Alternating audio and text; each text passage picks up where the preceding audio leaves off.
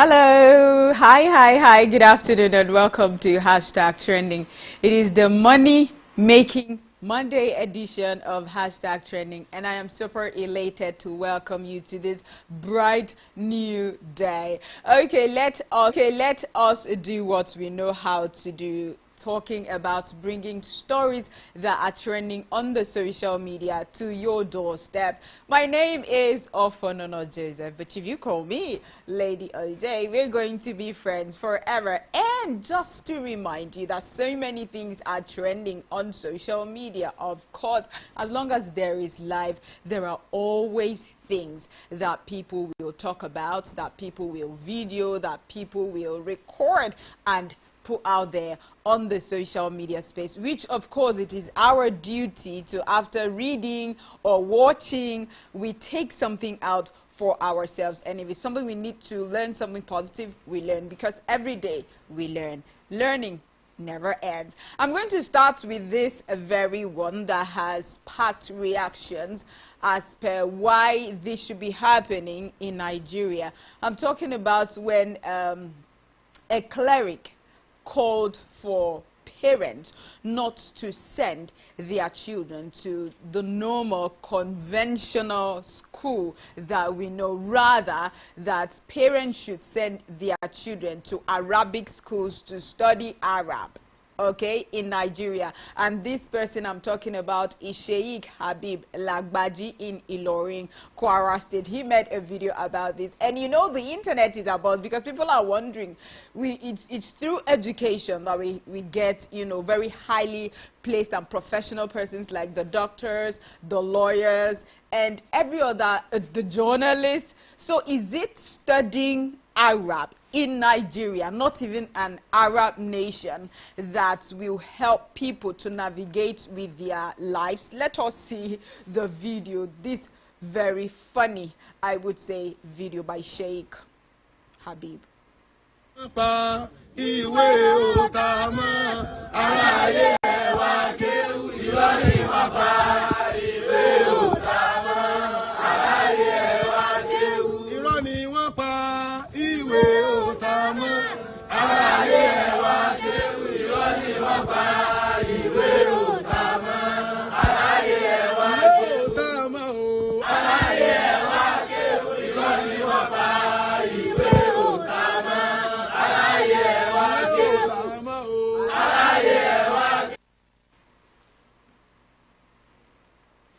The song they were chanting in interpretation means there is no need for a normal conventional education. Do not forget that it is a cell phone that is being used to record these people, and this thing is coming to social media. So the normal communication that people have, is it in an Arabic school that children will be taught? What will they be taught there?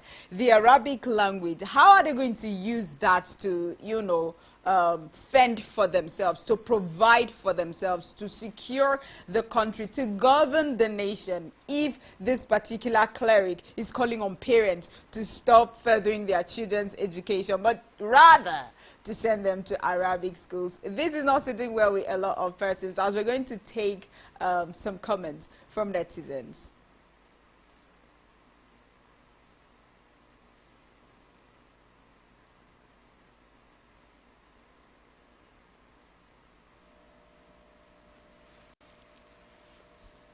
Military Thug says, when they graduate from Arabic school, what do they gain? An Arabic certificate, where will they use it? Even if you say education is irrelevant, manual work is still considered better than attending Arabic school. From Military Thug.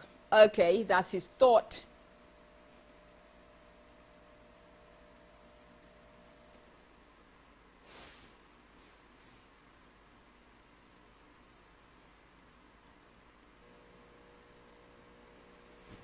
I am bigger, ironically says, what do you expect from someone who carried the weight of the world on his head? I believe his thinking faculty was tied in there too. Okay, I could say that's their culture right there. You know, whatever it was that he was wrapping on his head. Yeah, that's a culture. That's how they dress there. That's their tradition. And we're not talking down on their tradition. I know that person is tweeting on a funny note. But let's think of it as Nigerians. Why should education be scrapped? I mean, conventional education. How will people even live? Nigeria is not an Arabic nation. So why, even in the Arabic nation, people still clamor for a conventional education so that they can compete favorably with people in other climes? How much more Nigerians? I don't know what you think of this, but you're going to send us your thoughts and reactions to this particular video as we move ahead to something else that people have thrown in their thoughts and comments and, you know, their 2 cents about a particular a Nigerian lady that has proven to the world that she loves her male partner, her boyfriend, so much that she went to tattoo her boyfriend's face on her cheek. Okay, raising comments and reactions from netizens that tattooing a man's face on a woman's face or vice versa is not the proof of love. That it shows with consistency, adjustment, understanding, and not to tattoo one's face. Also, the reverse case being that if they break up, what will happen to have the man's face on her cheek? What will she use to remove the man's face from her cheek? Somehow the idea that she may turn that face to a football. Let us see the video. Love is sweet, actually. Let's see the video of a lady.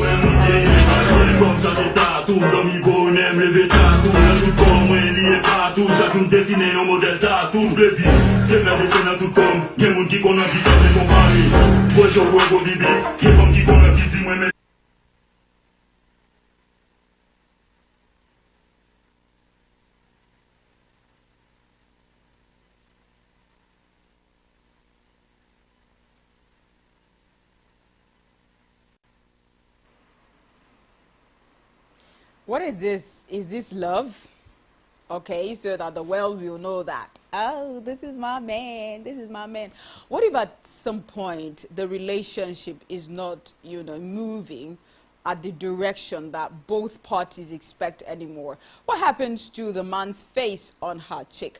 Questions that lots of netizens are asking. That might totally spoil her face because this is a permanent tattoo and she cannot tell if the relationship is going to be permanent or not. Is this foolishness or this is love? As you know, it should be. Love is sweet. But does it mean for you to prove it, you have to tattoo your partner's face on a part of your body to prove your love?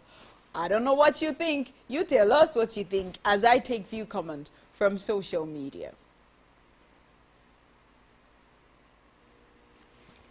Michael says, for her sake, I hope it doesn't end in tears.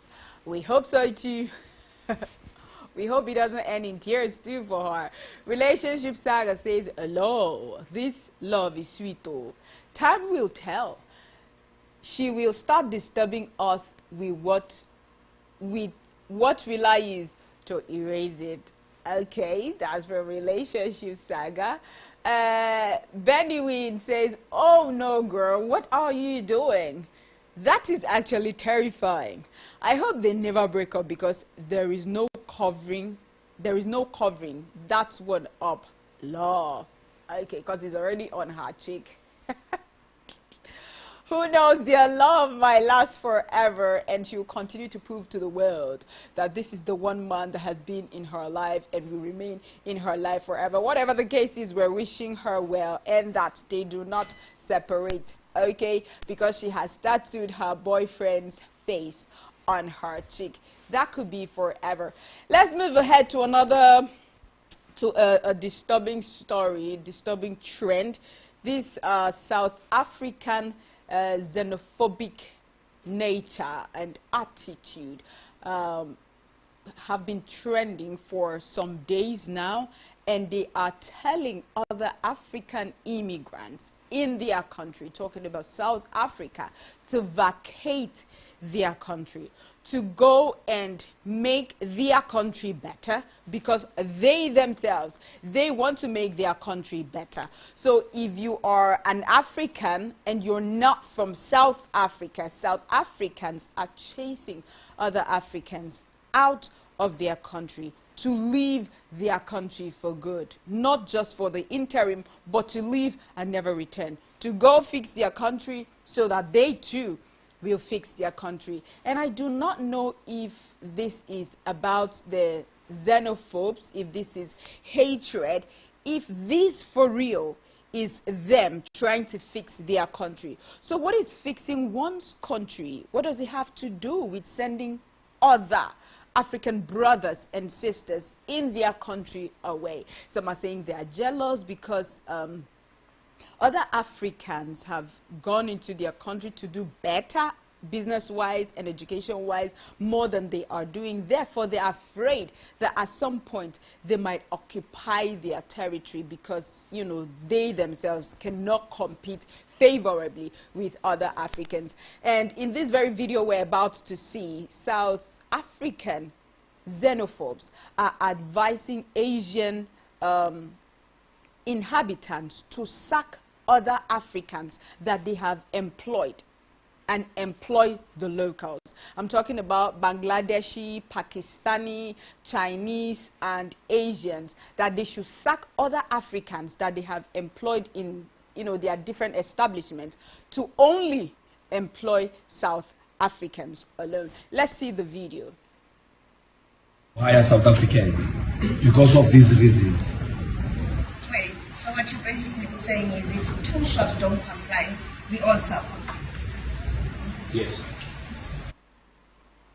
Let's not forget that, you know, one of these days we've been seeing South Africans harass, molest, embarrass, beat up, and chase other Africans out of their country, even when they're doing their normal, legitimate businesses. Some Africans, especially Nigerians that have spent decades in South Africa, you know, South Africans will just wake up one morning and ask them to vacate the country just like that. People that have spent decades building their lives, even getting married and having children in there, and their children have now become citizens in the country. They are chasing them out of South Africa. We're going to see a video, a disturbing one, I would say, that we saw some South Africans beating up Nigerians and asking other Africans to leave their country.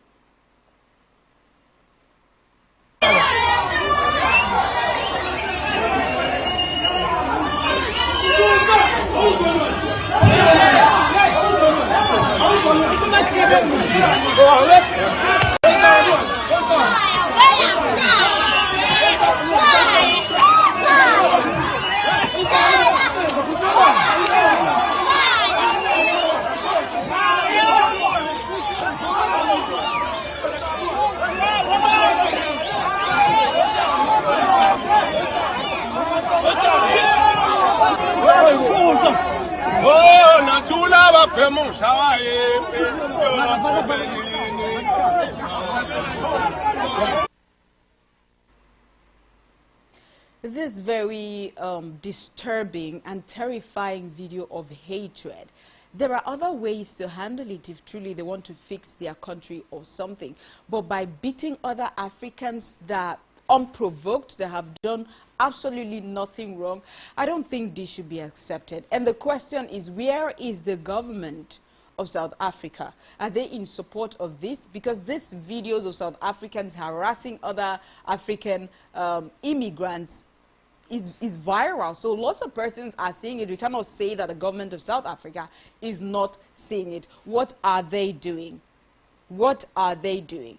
I don't know if this sits well with you. You're going to send in your thought and submission concerning this particular video. If for real, every Nigerian should vacate South Africa and come back to their country to fix Nigeria. Let's take two comments from social media. But Heyman Sojo says the sad truth is that the enemy of the black man is the black man, and it was never the white man.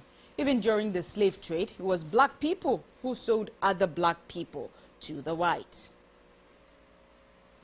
Jan Jelly says, so they will burn and loot African shops, but not these people's shops. Why, instead of burning and looting African shops, just ask them to hire South Africans too? Or is the black skin the problem they have? Okay, they're asking, is it about the black skin? Because we're seeing this segregation. We're seeing this, this hatred only for Africans with black skin. So why are they welcoming other foreign immigrants? Why are they not against them? Why are they not asking them to vacate South Africa? Is it about the black skin? Or there's something else that they are not telling us? Is it that they really want to fix their country?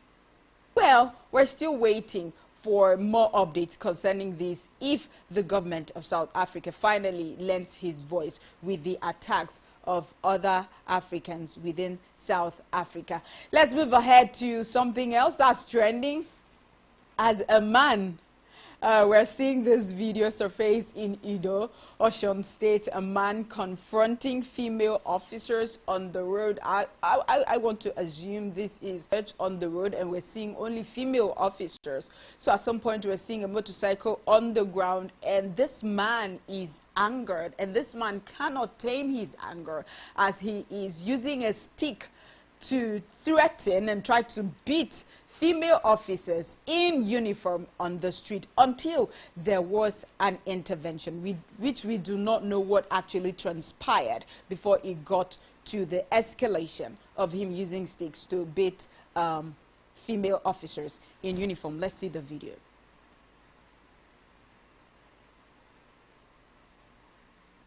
God bless you.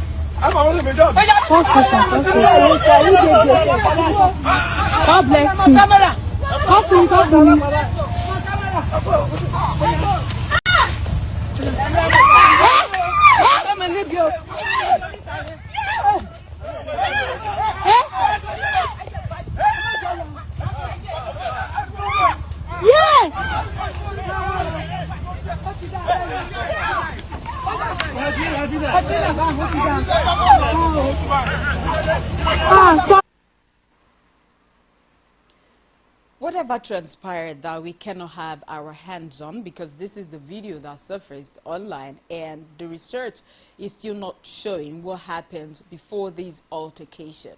Whatever the case, nobody has the authority to lay his or her hands on a uniformed officer, no matter what happened. We did not see the female officers harassing or beating or raising their hands on the man. We can understand the fact that a lot is happening in our country, and you know, the economy is biting. People are being frustrated. We don't know if the female officers were trying to get his motorcycle from him, as we saw on the ground, that it was at the point that one of the female officers hit his motorcycle with her stick. That was when he reacted. So maybe whatever discussion they were having has resulted to maybe them taking his motorcycle to the station and not handing it over to him. So this could heighten the video, the reaction that we saw on the video. But it never points to the fact that a person could raise his hand on a uniform officer, no matter the offense. It can be resolved amicably. Is this about police brutality? Is this about police not considering the fact that Nigerians are going through a lot? Do you think they were asking him so many questions and they were trying to get his motorcycle from him? What if his motorcycle was the only means of livelihood, the only thing he uses to earn a living? If it's taken away from him, what do they expect him to do? To pay huge sum of money to them and get it back from their station, the money that he's working effortlessly for? What do you think? Send in your submission. Let's take 2 comments from Twitter. Trust a car for says if that bike reach station, that man will pay for 4 months' income. Call me Uchman. Even if there's disagreement, attack on officers, no be solution at all. I could really support it 100%, even if there was any problem, even if there was any misunderstanding. Physical attack on an officer is not the problem. They could talk about it, they could, discuss it. He could call a higher authority into the matter to say this is what is happening, okay? Never resulting to a physical altercation. This is how we can solve problems in Nigeria and not to worsen it. And I hope that the Nigerian police force looks into recruiting intelligent, smart, and humane, officers in their force, so that they can be able to relate with human beings as it ought to be.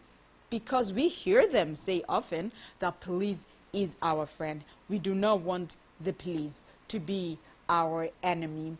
A funny video I will move ahead to now, because when I saw the video I was laughing, and I'm just going to bring it to the fore and not laugh all alone about the video.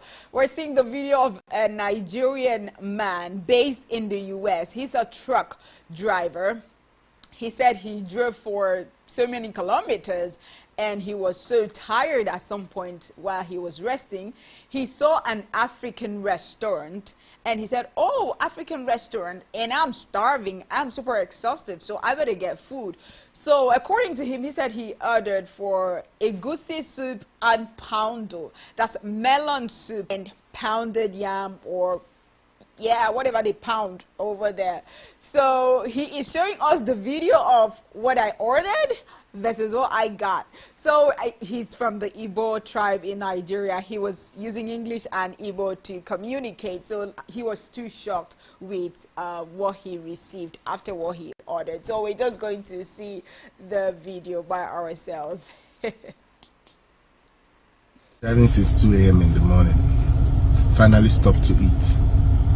Checked up on Uber Eats and I found an African restaurant. And I decided to, get a little bit of taste of home. I ordered the egusi and fufu. It's been a while. Waited an hour and 30 minutes to deliver to the spot. And I put the way back. Outside, so can you go to my friend and gas where dilute to it? As now, what does he go more?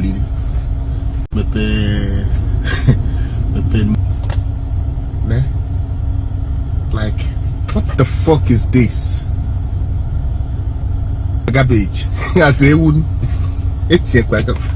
okay, I even thought maybe